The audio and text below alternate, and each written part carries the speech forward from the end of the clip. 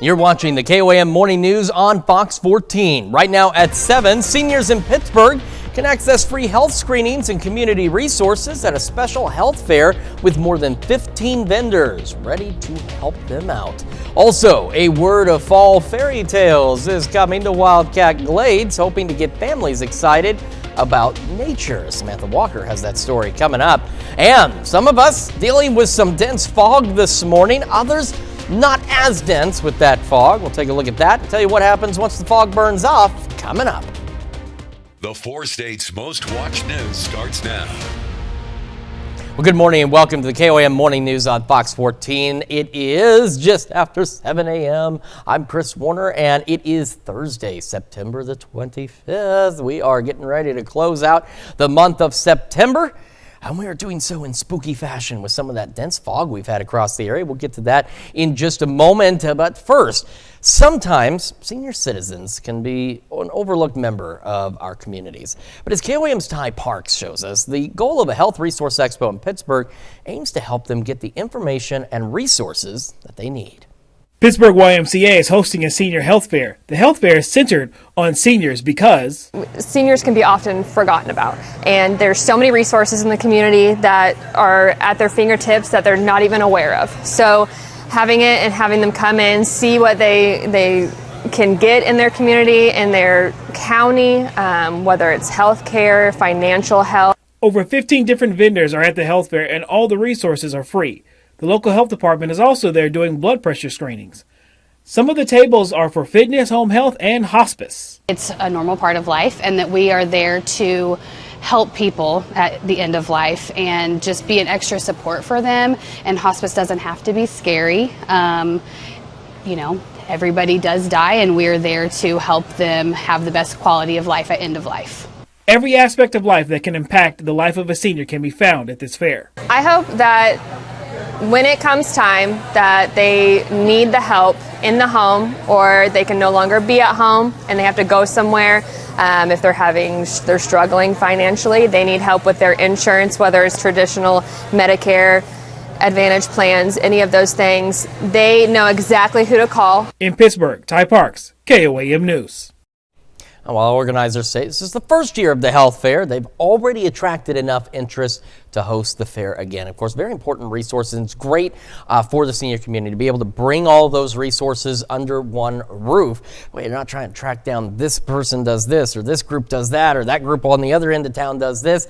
Always great to have resources available right there in one spot. And the other resource you want to have available is going to be your fog lights, because we've got some dense fog out there this morning. Live look downtown Pittsburgh. Not been as foggy, but looked out in the horizon there, okay? You can see that fog for sure down the road.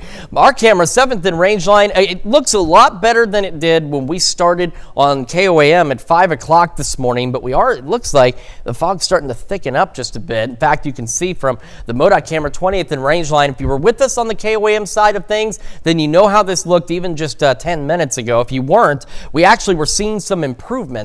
The fog thickening back up a bit, though, now at its peak so far. This is 17th Street, that's 15th Street. You couldn't see the 15th Street traffic signal. It's only a couple of blocks further down the road, so that's how dense this fog has been. In fact, we have dropped to 0 visibility at I-44 and Rangeline, so that's exit 8. This camera, I believe, was looking off to the west, but it's been hard to tell all morning because that's all you can see. You got to slow down. You got to be prepared for slow traffic. And this is what we're talking about. This is Rangeline. This is 2 miles down the road at Main Street. You can see the fog is still dense, but you can see a little more of the roadway there. This is coming into Rangeline, exit 11. This is a little further down toward the Oklahoma state line.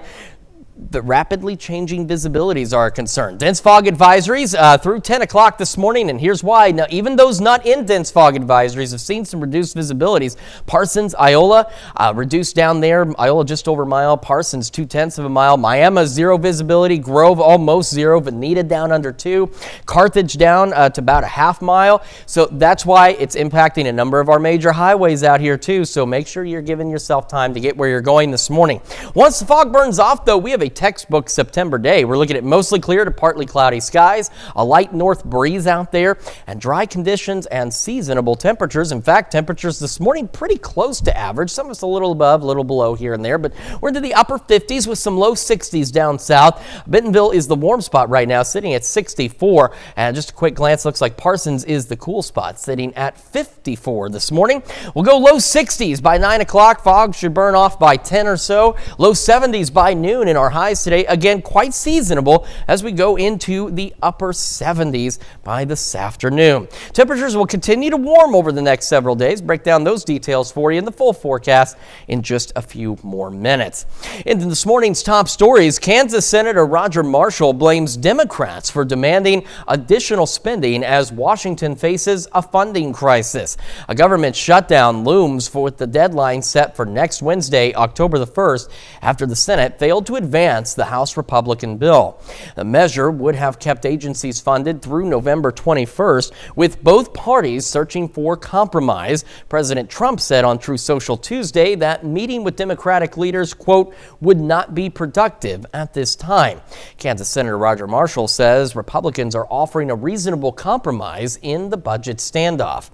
And Oklahoma authorities arrest 2 people following a death investigation. According to the OSBI, Jacob Bailey and Renee Carpenter have been charged in connection to a death investigation from earlier this week.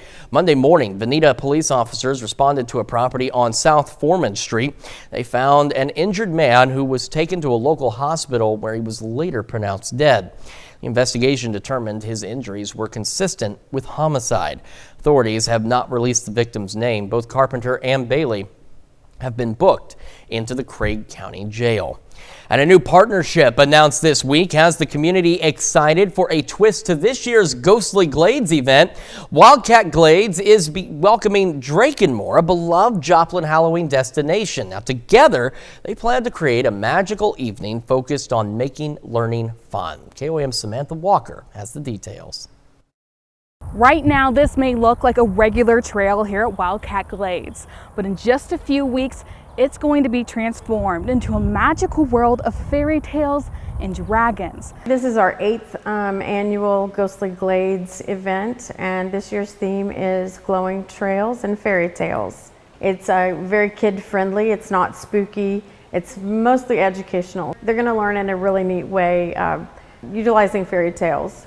Groups will be guided down the trail where they'll meet different characters who'll teach them about things like native plants, animals, and light pollution. Really, that's what we do as naturalists. We trick people into learning things. That's usually just the way that we do pretty much any kind of education. People don't realize they're learning when they're having fun. This year's magic is coming together with the help of More, a Joplin Halloween hotspot.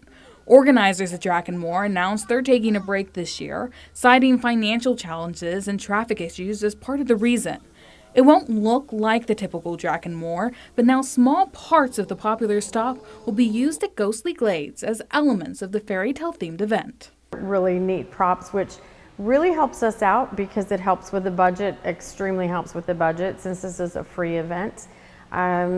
And they also are going to be bringing out some different educational elements. The partnership is a way for them to still help the community celebrate the season through education. We're pretty excited to partner with them. They love doing this. This is their way of still getting to enjoy the season, but without some of the hassle. Reporting in Joplin, Samantha Walker, KOAM News. And those are our top news stories this half hour. Coming up next, we're going to hear from a Walk to End Alzheimer's team captain about the upcoming event. Helps show those afflicted and their families they're not alone.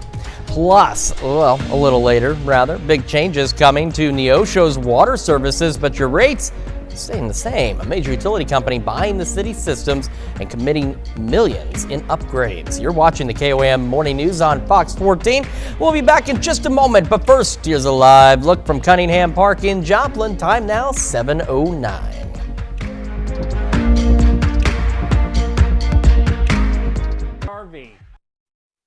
Welcome back. Nearly 13 million Americans suffer with Alzheimer's or dementia. The Alzheimer's Association is looking to educate and fund research to help lower those numbers. Todd Stewart, the Medical Lodge's team captain, joining us this morning to talk about the upcoming Alzheimer's or the Walk to End Alzheimer's. Todd, thanks for joining us this morning. Thank you for having me. Bright and early and there. And so tell me a little bit about the event itself. What exactly you're all doing? Yeah, so the walk itself is our annual event. It's the largest fundraiser aimed towards fundraising for the fight against Alzheimer's and bringing about more support, services, and research towards the awful disease that Alzheimer's is. And for those that may be interested in registering, do they still have some time to get registered for the upcoming walk? Yeah, absolutely. So we can go online and register at www.alz.org, alz.org, or just come on Saturday morning around 8:45 over at Pittsburgh State University at the Guerrilla Village, and we'll be there ready to get you registered. Sounds good. So people can show up day of and still get registered to go. So not Absolutely. a limited spot situation here. No. Excellent. So tell me a little bit about the Alzheimer's Association itself, in connection with this walk. How does that help those that are facing this? The Alzheimer's Association is amazing. They provide a 24/7 free hotline to those that are impacted by Alzheimer's. So they have that, educational resources, as well as caregiver support groups, and just the walk itself, bringing together people that are going through similar situations and with loved ones maybe that may be suffering with Alzheimer's, bringing together everyone to show they're not alone and they have resources and support to go to is a great thing that Alzheimer's Association does. And of course, some different types of Alzheimer's that are out there impacts people differently. Do you ever, run into those families that maybe they're coming up and of course it comes out as a surprise and they're not sure what to do? Of course, yeah. I mean, I see it a lot, and especially my work in long-term care. It's a disease that can really happen to anyone. There's a lot of factors that tie into it, but there is a lot of research going into it, and hopefully, a cure at some point to get at addressing this. So yeah, it's an awful disease, but that's the point of this walk, is to get after it. So. Gotcha. And of course, it's one of those things too that sometimes can sneak up on folks. Yes. That it just suddenly is there and they start noticing these changes. How important is it for folks to come out and support the Alzheimer's Association for that cure? I think it's so important. Every more awareness means more funds and things that we can bring towards more research, and with more research comes a potential cure, hopefully. So that's our ultimate goal, and we continue to strive at that each day. Excellent, Todd. Thank you so much for joining us. And of course, if you missed any of that information, there's the website on the bottom of your screen, and we'll have this on our website, KOAMnewsnow.com, a little later this morning. Todd, thanks again for joining us. Thank you. And we'll be back with a check of your forecast right after this.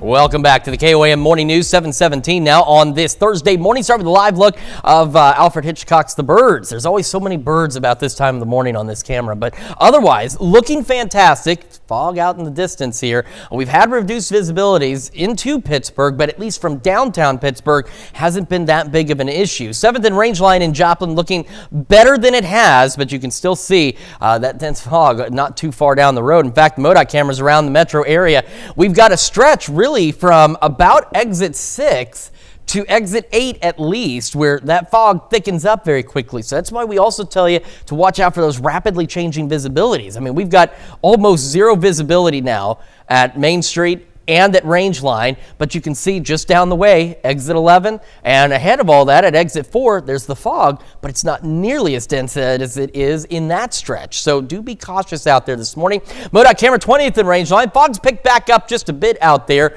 but still it is better than it was this morning as well. And here's a look at our dense fog advisories that will continue through 10 o'clock this morning. And well, that's of course because we have dense fog. Take a look at these visibilities. Now, even though some locations aren't under a dense fog advisory, doesn't mean we're not getting it other places. Parsons down to 0.2 of a mile. Some very dense fog into parts of western Labette County.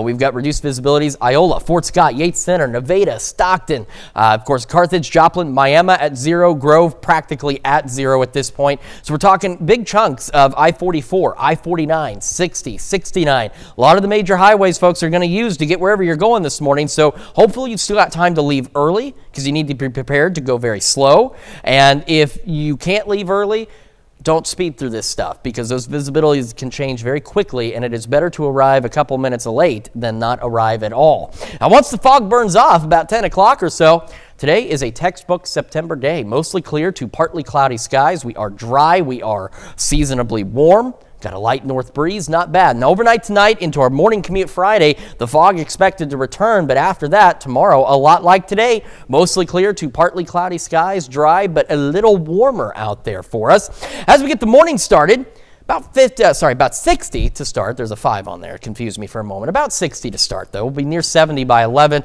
Fog again burning off around 10 o'clock this morning. And as we head into the afternoon, our average high is 79, and we're going to be pretty close to that for most locations, going into the upper 70s today with that north breeze at about 5 to 10 miles an hour. As we go into the evening, again, partly cloudy, maybe even some mostly clear skies here and there. Mid-60s by 10. Overnight tonight, pretty seasonable again, upper 50s. Then the fog starts to return late tonight into our morning commute tomorrow. So again, be prepared for that. Now tomorrow, just a little warmer than normal, 80. But temperatures begin to climb heading into the weekend. And while we do need more rain around the area, unfortunately, nothing on the horizon. Now, the good news is, although our temperatures are going to climb back above normal, they're not shooting up into the 90s, which would certainly not be a pleasant way to start October. But they are going to be warmer than they should be as we go into the low to mid 80s through the weekend and next week. That's a check of your forecast. We've got more of the KOAM Morning News right after this.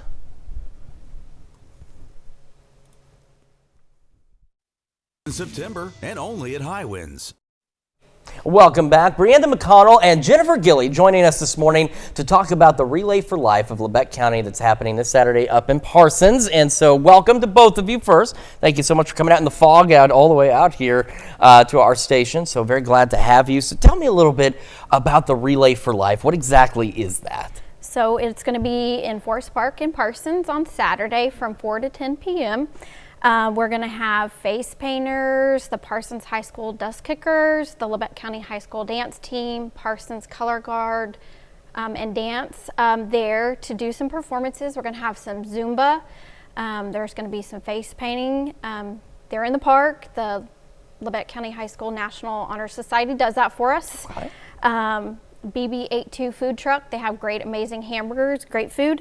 Audio Chris Events is going to be our DJ this year, so it should be lots of fun. Everybody is welcome to come. It's a family fun event. You can always follow us on Facebook, Relay for Life of Labette County, for all of the updates. Also, we want to thank you guys for having us and being a big supporter because you do our commercial as well for us. Yeah, so not a problem. And Go ahead.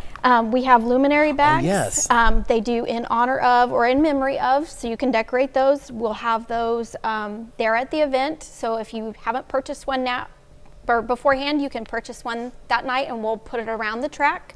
And they're always lit up, so that's always a good, the luminary ceremony is always a touching moment to honor our survivors and the ones that maybe we've lost. So tell me a little bit about the Relay for Life itself. Who does this help? Who does this benefit? Who's going to be helped out here? So it shows cancer survivors and their families that we're not alone. And it's also to fundraise for the American Cancer Society. So maybe one day there'll be a cure and we won't have cancer anymore. Of course, very, very important goal, Very, and one very I know important. so many folks are striving for. And if folks want to come out, they want to participate, they want to do this, do they need to do a special registration? What do they need to do?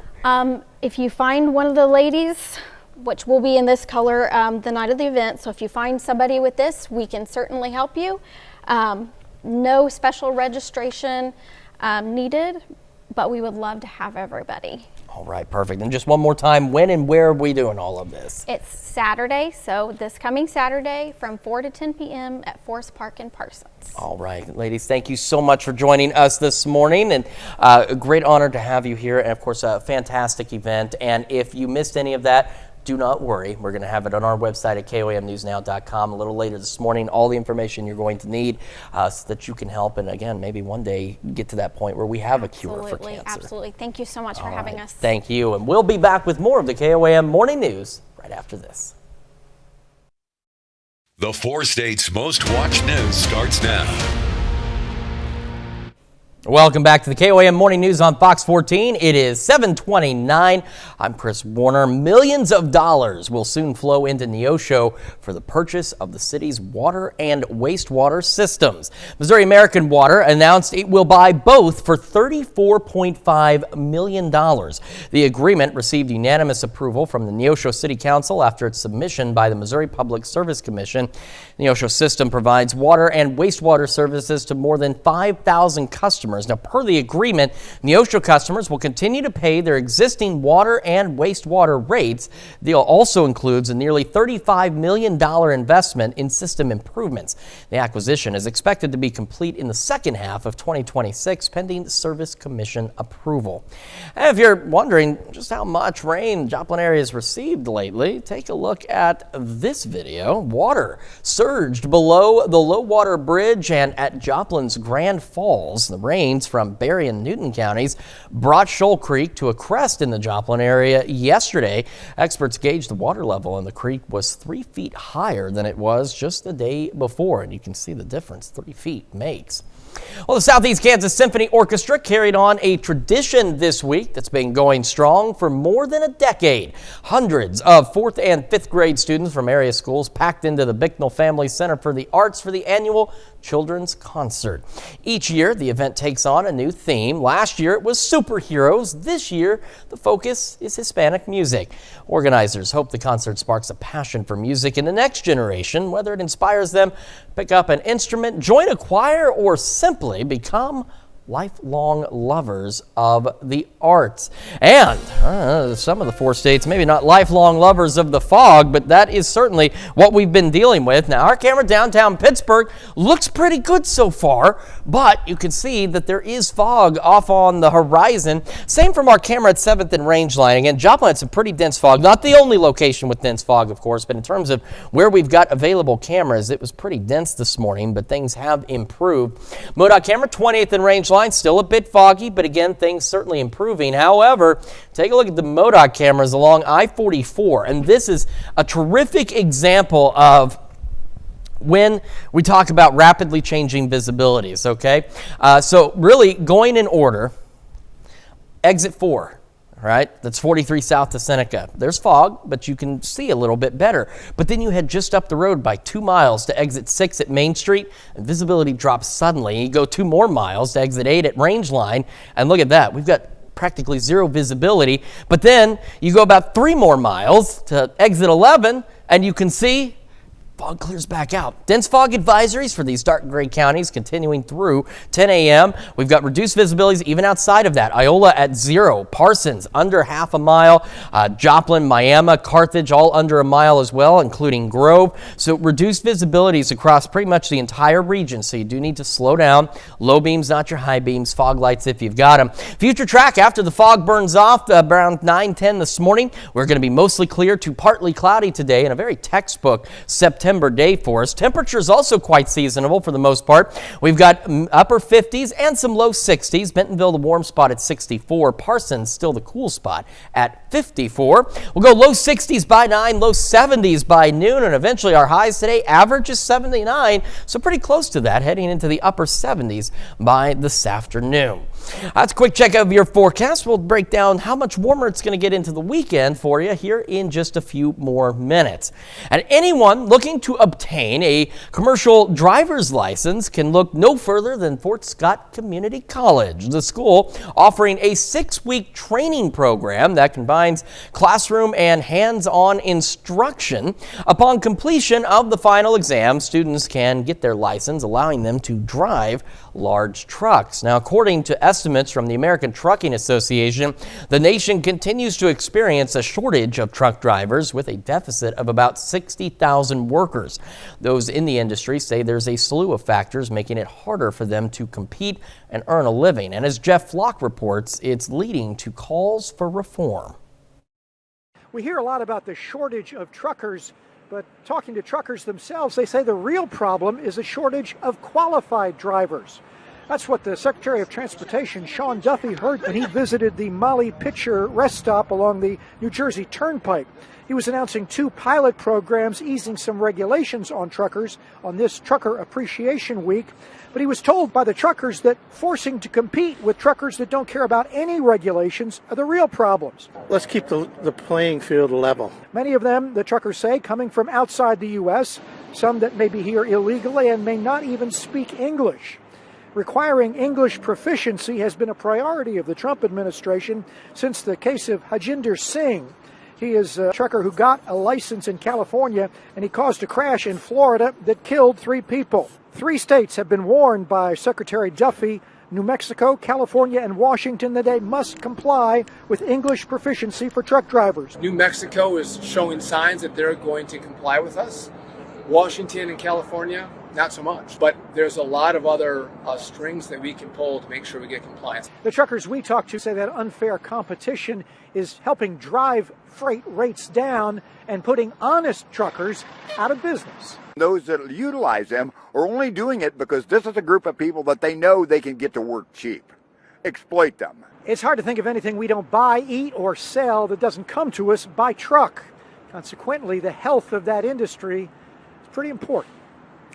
The Molly Pitcher rest stop on the New Jersey Turnpike. I'm Jeff Flock with the Fox Business Network. Let's look at our top news stories coming up this half hour on the KOAM Morning News. Emily Frankowski with Connect to Culture joining us to talk arts, culture, and entertainment here in the Joplin area. We'll be right back, but first, got another live look from Cunningham Park in Joplin. We'll be back. Time now is 7:36.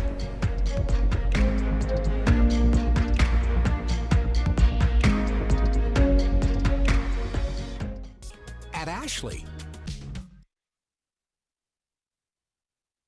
Welcome back. We're joined today by Emily Frankowski, the Executive Director of Connect to Culture. And Emily, welcome to the show. Always great to have you here because you've always got fantastic things going on at the Cornell Complex. So you've got a small list here. So what are some of the events coming up here? Yeah, there's so much going on in October. The first one that we actually just announced the other day is our open mic night. We do these every so often. We kind of sprinkle them in throughout the year, but this one is, fall is in the air, and we're going to be hosting it on our rooftop terrace, which is always really fun. Yeah. We kind of move it around throughout the building, so this one is a very popular one because you get to stand up there on the roof basically and taking in all these downtown views, and of course taking all of the talent that comes and shares their artistry with us. So if you're an artist and you want to participate, you just have to get there early. 5:30 is when we sign up for open mic, and then 6 p.m. is when it starts. So don't feel like you have to get there right at 5:30 unless you're an artist and you are vying for one of those open mic spots. Gotcha. Yes, it's free for artists to perform. It's $5 donation to Connect to Culture to just come and enjoy yourself. Okay, and that's not too bad at all for some free music there. Not at all. So that's one really fun thing. Then we've got a show coming up at Connect to Culture. It is one of our kids' shows. It's called Maddie's Fridge, which is just a beloved children's book, and it deals with a difficult topic about food insecurity between 2 friends. And it's just a really lovely way to introduce a difficult topic to kids. As you can see those pictures, it's a really beautiful set. Child's Play does a great job bringing this book to life. What's fun about these shows is it's in our Ignite series, which we'll have the public show on Saturday at 2, but the day before on Friday we do bus kids in for free school show. So a lot of times it's their first time coming to a live professional theater performance. Right. I mean, we didn't really have all that when I was growing up, so I know the No. kids today getting a little spoiled. I But know, some jealous. great arts, though. I mean, it's important that they get spoiled with Yes, this stuff. and it's only $5 for kids to come to the public show and $20 for their adults. So it is very economical as well, and cheaper than going to the movies, and more Very true. memorable. Yeah, And it's more of an exactly, exactly. experience. Yes.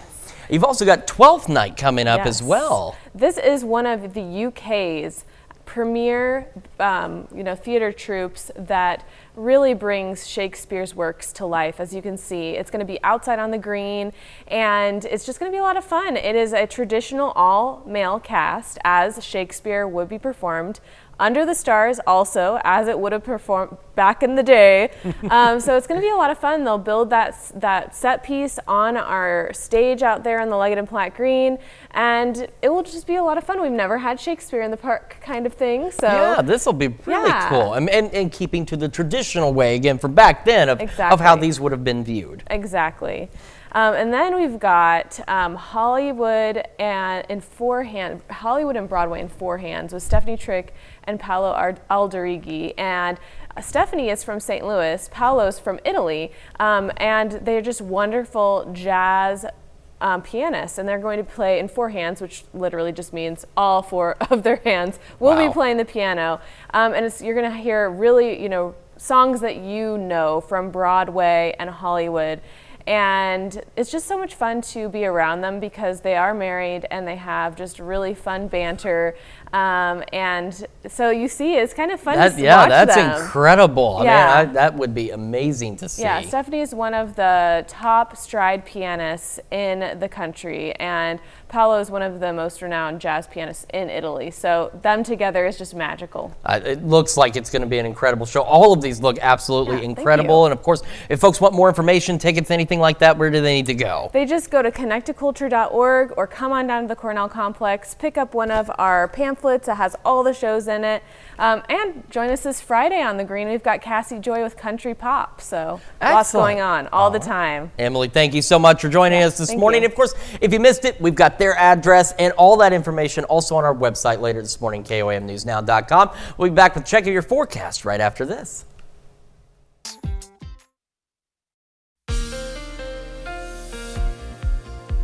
Welcome back to the KOAM Morning News, 7:45 on this Thursday morning. Starting with a live look downtown Pittsburgh, looking pretty good.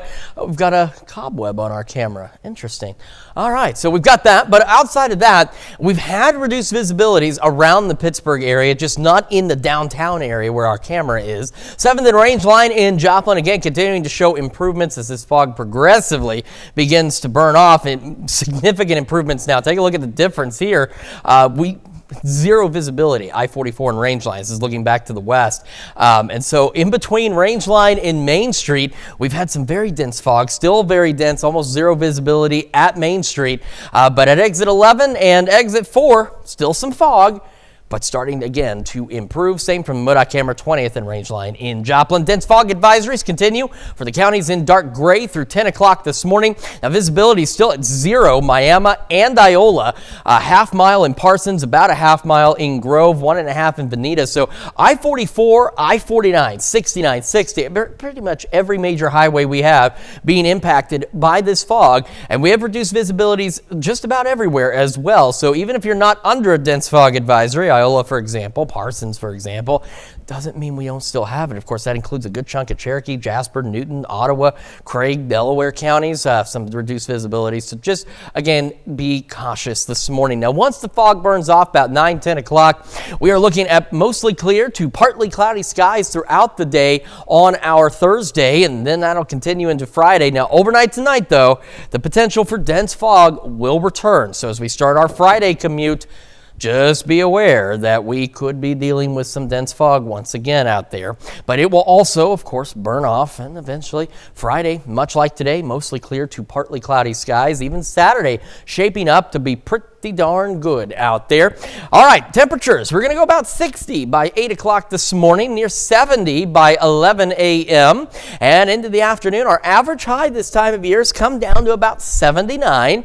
And we're going to be pretty darn close to that, going into the upper 70s out there with a north breeze at 5 to 10. As we head through the evening, we're looking like this. Some partly cloudy skies, mid-60s by 10, upper 50s overnight. So still a fairly seasonable night for us. We just got to watch out for that fog out there. That's something that we're going to have to contend with for sure. Then our temperatures, man, they start to go up a bit over the next few days. Thankfully, they don't skyrocket, as you can see, but they will be above average. Now, tomorrow, not that big of a deal. Again, average high 79. We're going to go 80. All right, it's warm, yes, but not significantly above normal. We're still not significantly above normal. We're just going to be warmer than where we should be, going in the low to mid 80s. But it's better to start just a few degrees above average heading into October instead of starting in the 90s in October. That would not be pleasant at all. The only other issue is we're dry. I'll get it out of the way right now, and you can see we have no rain chances for the next several days. And I know we received quite a bit here lately, but we still have drought conditions in the 4 states. We need more rain. Unfortunately, right now, none on the horizon. That's Check of Your Forecast. We've got more of the KOAM Morning News right after this. Fox 14. Well, high schoolers are testing out what a career as a firefighter would look like thanks to a program partnered with the Scottsdale, Arizona Fire Department. Fox's Danielle Miller has more on this story. The Scottsdale Unified School District has teamed up with EVIT and the Scottsdale Fire Department to provide its high school students with a unique opportunity. It's a 2-year program. Students can earn certifications in structural firefighting, wildland firefighting, EMT, paramedics. So there's just a wealth of career opportunities. They are able to blend their technical and professional skills, which give them that leg up, that competitive advantage when they graduate from our school district. The fire training program happens in the mornings at Coronado High School. Instructor Chuck Herman says the introduction to a career in the field will pay off in the students' futures. First year's basics, we really front-loaded. You saw them getting in their air packs. That's a huge thing for them to do. It's very claustrophobic, and they got to do it right. And then they have to breathe air. So it's a big process. That not only do they have to be comfortable in it, but then they have to be comfortable doing tasks. We do the first year, we do a lot of PT, basics. Academically, we've been doing like intro to fire behavior, fire protection systems. They just got done with ventilation. Freya Thorson was very happy when this program launched. She's excited to be one of the first students to complete the course. Suiting up in total with all of our gear, including our SCBA, we need to do it in under 2 minutes for a job professional requirement. So the first couple of weeks we focused really mainly on that, and we still time ourselves to make sure that we're prepared for next year. And after that second year, her plans are to become a firefighter. I'm choosing to become a firefighter because firefighters were there for me and my family in the times of darkest need, and I want to be that light for other people. The academy is housed at Coronado, but it's open to all SUSD students. The course is also offered at the EVIT campus in Mesa. Danielle Miller, Fox 10 News. Talking about a very cool program, being able to get that hands-on training. And really, I think that's where just about any job that you're interested in, having some kind of hands-on experience or special training certainly helps out. In fact, they can earn some certifications, also quite cool as well. Our temperatures this morning, somewhat cool as we're into the 60s or the upper 50s, low 60s. We also have the dense fog advisories that do continue across the area through 10 o'clock this morning. As again, we still have a number of locations, reduced visibilities, Joplin, Carthage, Miami, Iola, both at 0, Parsons half mile, Grove about a half mile out there. So it's again impacting virtually every major highway we have and every back road we have. So slow down. Low beams, not your high beams. Fog lights if you've got them. Big thing is we've seen some very dense fog. We've had 0 visibilities. I ran into 0 visibility on my way here this morning. We've had 0 visibility from MoDOT cameras around the Joplin area. Those are just 2 small samples of the whole region. So you don't want to mess around. You want to make sure that you are driving slowly. Now, once the fog burns off, we have a textbook It almost seems like spring. We have a textbook September day, though. We're going to be mostly clear to partly cloudy as we head into the afternoon, evening hours. Now, overnight, the fog does return. So late tonight into our Friday morning commute, you need to be prepared for more dense fog. Make sure you're making the appropriate plans to get where you need to go on time so you don't go speeding through this fog. After it burns off, though, tomorrow, a lot like today, we're going to be mostly clear to partly cloudy. Temperatures a bit warmer, though. Again, fog continuing through about 10 o'clock this morning or so. We're going to start near 60, where many of us already are, and we'll be about 70 by 11 o'clock this morning. Got another look at your forecast and your wake-up recap right after this. Listen up, Missouri. We've got some huge... Well, this is your Wake Up recap for September 25th. Your top stories to start your day. A Bonita death investigation results in 2 arrests this week after police responded to an injured man on South Foreman Street. Jacob Bailey and Renee Carpenter have been booked into the Craig County Jail following Monday's incident. The victim later died at the hospital, but investigators discovered his injuries presented signs of homicide. Yesterday morning, a female driver suffered moderate injuries after her SUV rolled over on Baseline Boulevard near I-49 in Jasper County. Wet conditions and light rain contributed to the accident. The crash created a second incident, though, when a Good Samaritan stopped to help. A passing vehicle hit the Good Samaritan's car before fleeing the scene. And that is a check of today's Wake Up recap and a check of your forecast. A very seasonable day for us. After the fog burns off about 10 o'clock this morning, we'll go into the upper 70s, average high is 79. We'll have a mix of mostly clear to partly cloudy skies. Eventually, fog will return overnight and into our morning commute on Friday, back into the upper 50s. After that burns off, partly cloudy again. Tomorrow, we'll go about 80. Temperatures climbing a bit above normal into the weekend, low to mid 80s. As we roll through the next work week. It's not significantly above average, but nonetheless warmer than where we should be out there. So again, with the dense fog this morning, please play it safe, drive slow, get to where you're going. If you're a couple of minutes late, better be late than not arrive at all. That's going to do it for us for now, though. We'll be back at noon with more news and weather. Have a fantastic rest of your morning.